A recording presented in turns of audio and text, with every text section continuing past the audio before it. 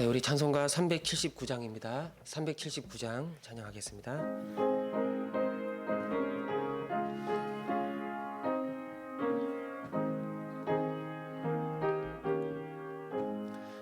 내 갈 길 멀고 밤은 깊은데 빛 되신 주 저 본향집을 향해 가는 길 비추소서. 내 가는 길 다 알지 못하나 한 걸음씩 늘 인도하소서.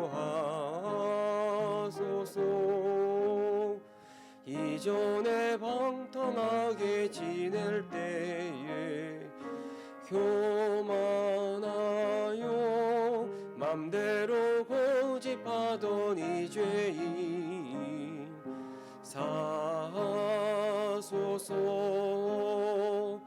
내 지은 죄 다 기억 마시고 주 뜻대로 늘 주장하소서.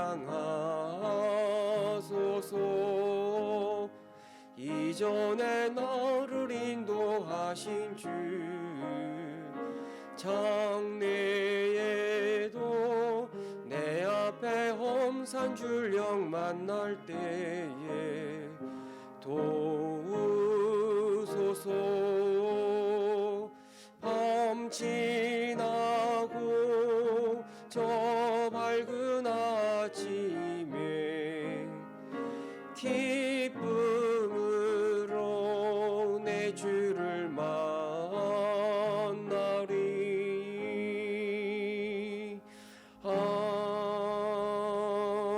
아멘. 아멘. 우리 이 시간에 이정근 장로님을 기억하면서 함께 기도하기를 원합니다. 여러분 아시다시피 우리 장로님 이 폐에 좀 문제가 있어서 그래서 이 수술을 받았습니다. 한 절반 정도를 이 절개하고 떼어내는 그런 수술을 받았는데 많이 회복이 되어서 퇴원했다가 최근에 이 숨이 가빠져서 다시 입원하시고 또 이틀 만에 병원에서 더 이상 해줄 게 없어가지고 이 퇴원해서 또 다시 집에 들어와 계십니다. 근데 병원에서는 이 약이 잘 적응을 못해서 그런 거라고 그렇게 얘기하고 아마 새로운 약을 처방받아서 지금 집에 계실 터인데 숨이 많이 가쁩니다. 하나님께서 여기까지 가장 선하신 길로 주님이 인도하여 주셨는데 그 상한 몸을 잘 살펴주시고 또 그 약이 그 몸에 잘 적응해서 이전처럼 그 호흡이 회복이 되고 다시 건강이 회복이 되어서 하나님께 귀하게 쓰임받을 수 있게 해달라고 우리 이정근 장로님 하나님이 은혜 베푸시고 강하게 붙잡아 달라고 우리 한번 우리 장로님을 기억하면서 함께 기도하겠습니다. 하나님 아버지, 우리 장로님 한평생 주님만을 바라보며 오늘 이 자리까지 여기까지 왔습니다. 최근에 몸에 이상이 생겨 큰 수술을 받고 폐의 허파의 절반을 잘라내었습니다. 그 모든 게 하나님의 은혜요 여기까지 인도하여 주신 것도 주님의 돌보심 가운데 있는 것임을 알고 있습니다. 다시 몸이 안 좋아져서 입원했다가 다시 퇴원했습니다. 숨이 가빠져서 큰 어려움을 겪고 있는데 그 처방받은 약이 그 몸에 잘 적응하게 하여 주시고 또 아니면 몸에 잘 맞는 약을 찾게 하여 주셔서 다시 이전의 모습으로 회복이 될 수 있도록 도와주옵소서. 그 호흡이 그 숨이 정상적으로 돌아오게 하나님께서 만져주시고 간섭하여 주시기를 원합니다. 이전의 건강한 모습으로 회복이 되게 하여 주셔서 다시 주의 영광을 위하여 귀하게 쓰임받을 수 있는 힘있게 살아갈 수 있는 주의 사랑한 아들 되게 하여 주옵소서. 간병한 우리 권사님 붙잡아 주시고 피곤치 않게 해주시고 주님만을 바라보며 주님만을 의지하며 나아갈 수 있도록 역사하여 주옵소서. 하나님 아버지, 우리 이정근 장로님 숨이 많이 가쁩니다. 입원했다가 또 다시 퇴원했는데 그 처방받은 약이 그 몸에 잘 적응케 하여 주셔서 이전의 건강한 모습으로 회복이 되고 호흡도 그 숨도 정상을 찾을 수 있도록 인도하여 주옵소서. 하나님의 은혜가 없으면 정말 우리는 아무것도 아니고 아무것도 할 수 없는 연약한 인생임을 고백하오니 우리 장로님 강건케 해주시고 붙잡아 주셔서 다시 주의 영광을 위하여 일어나게 하시고 주 앞에 귀하게 쓰임받을 수 있는 주님의 아들이 되게 하여 주옵소서. 함께 하심을 믿습니다. 감사드리며 우리 주 예수 그리스도의 이름으로 기도합니다. 아멘. 말씀 보겠습니다. 사무엘하 24장입니다. 사무엘하 24장 우리 11절에서 17절 말씀 보겠습니다. 사무엘하 24장 11절에서 17절 말씀 우리 한 절씩 교독하겠습니다. 다윗이 아침에 일어날 때에 여호와의 말씀이 다윗의 선견지하 된 선지자 가세에게 임하여 이르시되 가서 다윗에게 말하기를 여호와께서 이와 같이 말씀하시기를 내가 내게 세 가지를 보이노니 너를 위하여 너는 그 중에서 하나를 택하라. 내가 그것을 내게 행하리라 하셨다 하라 하시니 가시 다윗에게 이르러 아뢰어 이르되 왕의 땅에 7년 기근이 있을 것이니까 혹은 왕이 왕의 원수에게 쫓겨 석 달 동안 그들 앞에서 도망하실 것이니까 혹은 왕의 땅에 사흘 동안 전염병이 있을 것이니까 왕은 생각하여 보고 나를 보내신 이에게 무엇을 대답하게 하소서 하는지라. 다윗이 가세에게 이르되 내가 고통 중에 있도다. 청하건대 여호와께서는 국률이 크시니 우리가 여호와의 손에 빠지고 내가 사람의 손에 빠지지 아니하기를 원하노라 하는지라. 이에 여호와께서 그 아침부터 정하신 때까지 전염병을 이스라엘에게 내리시니 단에서부터 부엘세바까지 백성의 죽은 자가 7만 명이라. 천사가 예루살렘을 향하여 그의 손을 들어 멸하려 하더니 여호와께서 이 재앙 내리심을 뉘우치사 백성을 멸하는 천사에게 이르시되 족하다. 이제는 내 손을 거두라 하시니 여호와의 사자가 여부수 사람 아리우나의 타작마당 곁에 있는지라. 같이 읽겠습니다. 다윗이 백성을 치는 천사를 보고 곧 여호와께 아뢰어 이르되 나는 범죄하였고 악을 행하였거니와 이 양부리는 무엇을 행하였나이까. 청하건대 주의 손으로 나와 내 아버지의 집을 치소서 하니라. 아멘. 다윗이 인구조사를 했다고 지난 시간에 살펴보았습니다. 그 인구조사의 목적이 무엇인가? 자신의 군사력을 확보해서 이 세상 왕들처럼 스스로 안정적인 이 왕권을 유지하고 안정적인 왕조를 유지하기 위함이었어요. 사실 이스라엘 백성들 한 명 한 명은 이 하나님의 소유된 하나님의 백성이죠. 그래서 하나님이 이전에 모세를 통해서 이스라엘 백성의 숫자를 셀 때, 인구 조사를 할 때 한 사람 한 사람마다 반드시 속전을 드림으로 하나님께 속전을 드림으로써 이 백성이 사람에게 속한 백성이 아니라 하나님에게 속한 하나님의 백성이라는 사실을 분명하게 고백하게 했는 거예요. 그러나 다윗은 어떻습니까? 분명히 모세를 통해서 그런 율법을 주셨음에도 불구하고 그 법대로 인구조사를 시행하지 않은 거죠. 결국에는 이 모든 군사가 이 백성이 자기 백성이라고 생각하고 자신의 어떤 군사력을 자신의 왕권을 스스로 세우고자 하는 자기 힘을 의지하고자 하는 그런 어리석은 불신앙의 모습을 보이고 있는 겁니다.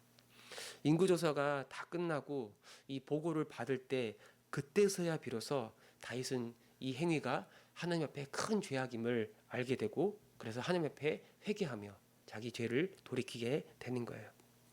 그리고 하나님은 이 자기 죄를 깨닫고 회개하고 용서를 구하는 다윗에게 이 선지자 갓을 보냅니다. 그리고 이 갓을 통해서 다윗이 받을 징계를 하나 택하라고 말하는 거예요. 세 가지를 말하죠. 13절에 보니까 7년 동안 기근이 있을 것인가? 아니면 석 달 동안 원수에게 쫓길 것인가? 아니면 세 번째 3일 동안 이스라엘 온 전역에 전염병이 일어날 것인가? 이 세 가지 중에서 한 가지를 택하라고 말씀하는 거예요. 이 다윗이 하나님의 긍휼을 의지해서 제가 하나님의 손에 빠지겠습니다. 그러니까 하나님의 손아귀에 들어가겠습니다라고 말하는 거예요. 먼저 14절에 보면 내가 하나님 앞에 내가 큰 고통 중에 있다. 다윗이 갓에게 이르되 내가 고통 중에 있도다. 여러분 신자들이 이 하나님 앞에 범죄하면 여러분 그 마음이 평안할 수가 없어요. 그게 육체적 고통으로 나타나든 아니면 영적인 고통으로 나타나든 이 죄 가운데 있을 때 신자는 큰 고통을 느끼는 거예요. 사실 예수 믿는 사람들이 신자가 죄를 범했다 해서 하나님이 그를 떠나는 게 아니에요. 여전히 하나님이 그와 함께 하십니다.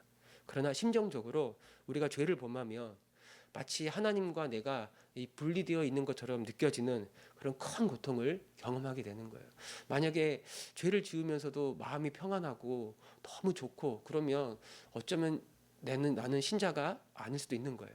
근데 참된 신자는 이 죄 가운데 있을 때 그리고 자기 죄를 보게 될 때 아주 큰 고통을 겪게 되는 겁니다.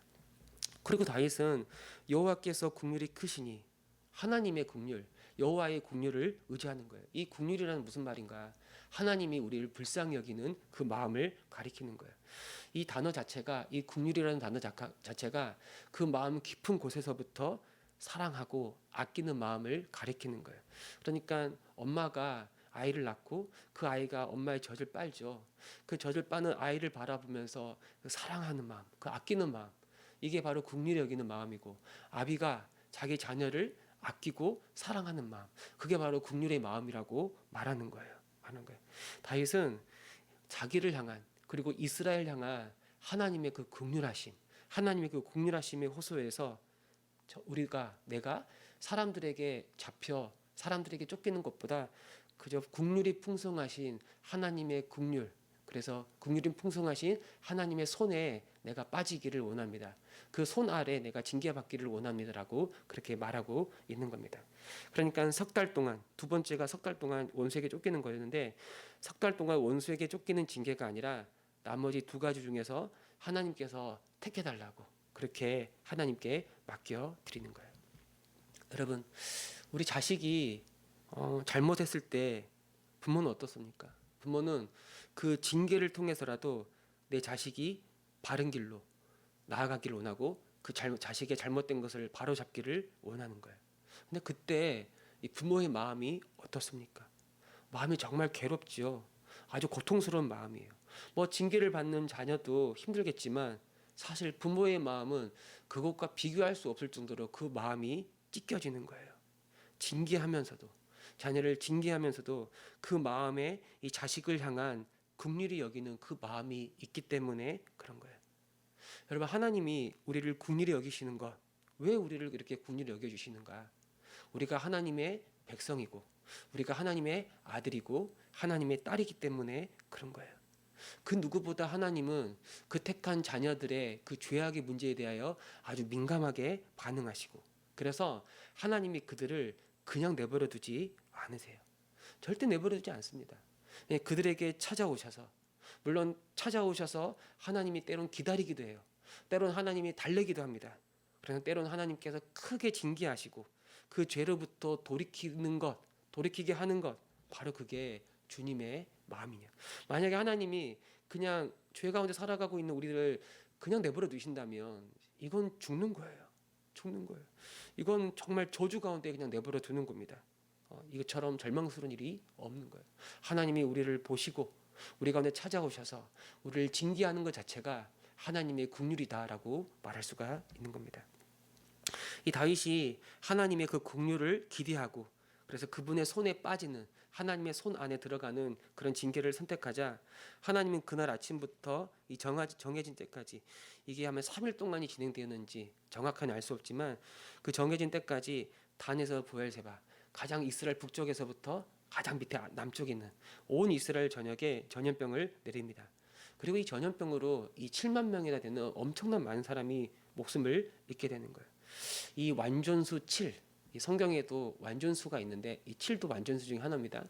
이 완전수 7이라는 그 숫자의 상징성을 생각해 볼 때 이 7만 명이 죽었다, 이 말 자체가 이스라엘 전체가, 다윗을 비롯하여 이스라엘 전체가 하나님 앞에 죽임을 당하게 합당하다라는 걸 우리에게 보여주는 거예요. 다 죽어야 되는 거예요. 그런데 이 천사가 이 하나님의 심판을 대행하는 천사가 마지막으로 예루살렘을 향해 그의 손을 들어 치려고 할 때 하나님이 이 재앙 내리는 걸 슬퍼하고 있고 그 백성을 멸하려는 이 천사의 손을 거두게 하니입니다. 어떻게 하나님의 진노가 멈추었는가?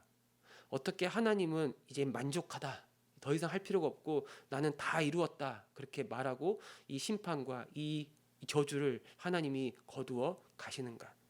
특별히 이 천사가 예루살렘을 치료할 때 무슨 말인가? 하나님이 예루살렘을 보면서 이제 마지막으로 예루살렘이 남아 있는데 그 예루살렘을 보면서 하나님이 이스라엘을 긍휼히 여기시는 거예요.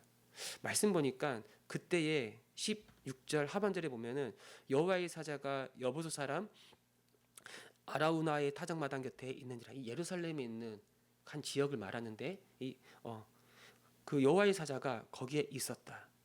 여러분, 아직 이 예루살렘에는 성전이 세워지지 않았어요. 임시적으로 성막이 있을 뿐이에요. 그리고 시간이 좀 흘러서 다윗이 죽고 나서 하나님은 이 아라우나의 타작마당, 그 넓은 터 위에, 이 타작마당은 곡식을 수확해서 곡식을 탈곡하는 아주 넓은 그런 땅을 가리키는 거예요. 이 타작마당 위에 이 솔로몬을 통해서 이 성전을 세우게 되는 거예요. 그리고 이 장소는 시간이 흘러서 바로 하나님의 아들 우리 주 예수 그리스도가 우리 죄를 대속하기 위하여 십자가에 못 박혀 죽은 이 골고다 언덕이기도 하는 겁니다. 이 하나님이 예루살렘을 바라보실 때, 그리고 그래서 이 심판과 이 저주를 거두어 가실 때, 이건 장차 완성될 성전, 장차 완성될 참된 성전이신 예수 그리스도 때문이라고 우리는 생각하지 않을 수가 없는 거예요. 우리를 불쌍히 여기시고, 그래서 이 죄인에게 긍휼을 베푸시고 그들을 이 모든 죄악으로부터 건져내시고 용서하시는 것은 여러분 이 성전 안에서의 제사, 그 피 흘림의 제사 때문이지 않습니까? 그리고 그 모든 성전의 제사의 절정이 예수님의 십자가 사건이라고 우리는 말하는 거예요. 그러니까 하나님께서 이 예루살렘을 보면서 그곳에 있는 하나님의 성막을 보면서, 그리고 장차 완성될 하나님의 성전, 그리고 장차 완전히 완성될 예수 그리스도, 참된 성전이신 예수 그리스도를 바라보면서 하나님은 이 다윗과 이스라엘 백성들에게 그 은혜와 긍휼을 베풀어 주시는 거예요. 다윗은 17절에 보면 이 백성을 치는 천사를 보면서 하나님께 기도합니다. 나는 범죄하였고 악을 행하였거니와 이 약물이, 이스라엘 백성을 가리키겠죠. 이 약물이는 무엇을 행하였나이까? 청하건대 주의 손으로 나와 내 아버지 집을 치소서. 이스라엘 백성을 향한 긍휼히 여기는 다윗의 마음을 알 수 있어요. 자기 죄 때문에 이 백성들이 고통을 당한다고 보는 거예요. 그래서 나를 치시고 우리 집안을 치셔서 그 진노를 나와 내 집안에게 부으셔서 이 백성들을 향한 진노를 거두어 달라고 다윗이 기도하고 있는 거예요. 여러분, 우리는 이렇게 기도하고 있는 다윗을 보면서 예수 그리스도를 생각하지 않을 수가 없어요. 여러분, 다윗과 달리 죄가 없는 예수님은 그 십자가에서 우리의 죄를 용서해 달라고 하나님께 기도하지 않았습니까? 친히 그 십자가에서 화목 제물이 되어 주심으로 우리에게 임해야 될, 우리가 받아야 할 그 모든 심판과 그 모든 하나님의 진노를 예수님이 담당하시고 우리를 구원해 주신 것 아닙니까? 우리 이 다윗의 모습을 보면서 진정한 참된 왕이신, 그래서 우리를 위하여 죽으신 예수님을 생각하지 않을 수가 없는 거예요. 여러분, 하나님이 어느 누구도 피할 수 없는 이 하나님의 심판과 진노, 이걸 거두신 이유가 무엇인가? 그 진노를 거두시고 이스라엘을 용서하신 이유가 예루살렘을 바라보면서 이들을 긍휼히 여기셨다라고 말하는 거예요. 오늘 우리가 하나님의 진노로부터 벗어나 구원을 받고 이 하나님의 은혜와 하나님의 사랑 안에 거하고 하나님의 자녀로 살아갈 수 있는 이유가 무엇인가?